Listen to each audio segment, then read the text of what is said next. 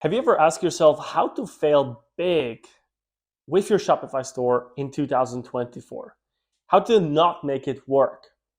Maybe you've heard about the speech by Charlie Munger back in 1986 when he was delivering a speech on how to guarantee a life of misery. In that speech, Charlie, who unfortunately is no longer with us, was breaking down few steps you absolutely must take if you want to fail in life. He was talking about addiction, he was talking about jealousy and other stuff.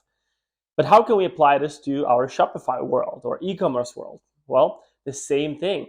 We have to ask ourselves, what do we have to do to not make it work, to fail, to basically file for bankruptcy or be in a position where you have to file for bankruptcy? In this video, I'll break down 4 ways how you could possibly fail with your Shopify store in 2024. So let's dive right in. The first step will be to over leverage yourself or over leverage your business. So what does it mean? Well, there's 2 ways you can over leverage yourself. First thing will be obviously to acquire a lot of debt or get into debt, whatever debt you're using. Now, for example, in our case, when we're starting out, someone recommended to us to get 0% financing. They basically said to us, you have to use other people's money. And that made a lot of sense to me, especially if you're taking money from Bank of America or Wells Fargo or Amex, right? It's so easy to use someone else's money. Now, you have to realize that once you borrow the money, you have to bring it back. What I didn't know back then, though, and they didn't explain to me, is that money is just a tool. If you know how to use it, you can make beautiful things with it. But if you're starting out, you have absolutely no idea what to do with it, and you don't have your 9 to 5 that pays you bills, you will not be able to use that tool. And the same applies to Shopify stores or e-commerce in general. It's just a business, but led online. You have to spend money on ads because there's no people that would walk by the street and enter your store, correct? So you need to use money. Of course, you can collect a lot of points with your golden Amex card and fly for free or stay at a luxury 5-star hotel for free, right? But you have to make sure that you're in control. This year and last year, I've heard so many stories how big brands, we're talking about brands that make over $1 billion in revenue, collect hundreds of millions in debt. One of the main reasons could be inventory, right? You buy too much of your products and you can't move them. Now, if I would give this term over leverage a different perspective, you can spread yourself thin or over leverage yourself by trying way too many things. You might be trying too many different apps or different agencies or different team members. You might cycle through. All of a sudden, you find yourself with a bunch of subscription that cost you hundreds, if not thousands of dollars every single month, and you're not even using them.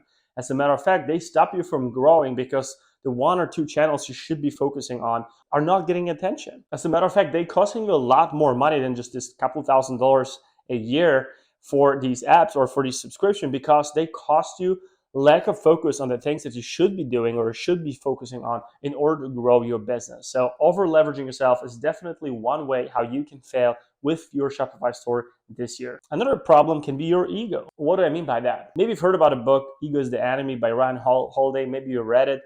The thing that I'm trying to say is that if you're growing a business and you really want to see beautiful things and maybe you are the face of the brand and you can't absolutely see your brand presented by someone else or represented by someone else, that might cost you a lot of growth. And I understand how proud you can feel when you have that new website or a new store. We did the same thing. We spent thousands of dollars on a new website, but in actuality, it didn't lead to business growth. I'd much rather spend that money on ads or maybe an event where I can get around potential customers or clients in my case.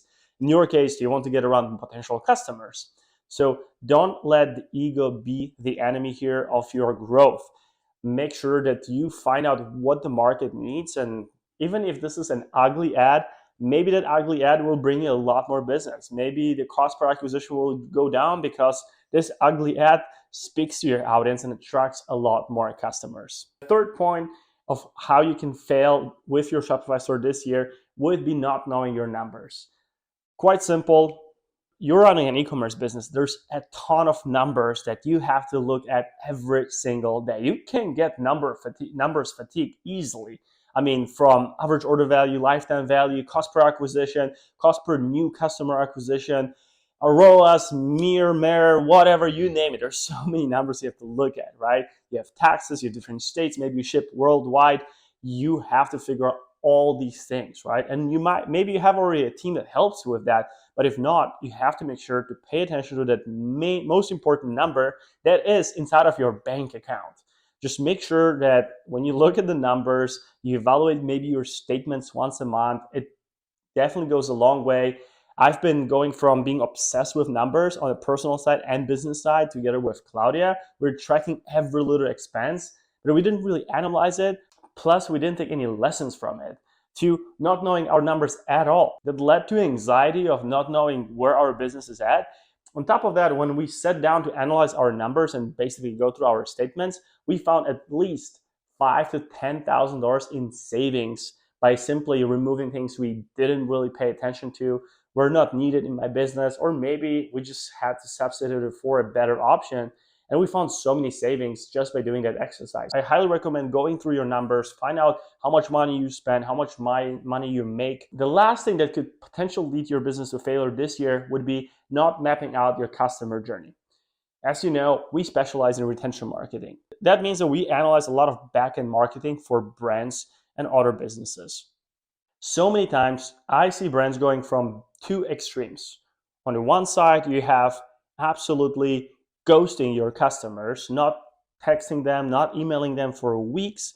And on the other side, you have 2 email campaigns per day. As a matter of fact, yesterday I was analyzing one brand and I received 2 emails within 5 minutes.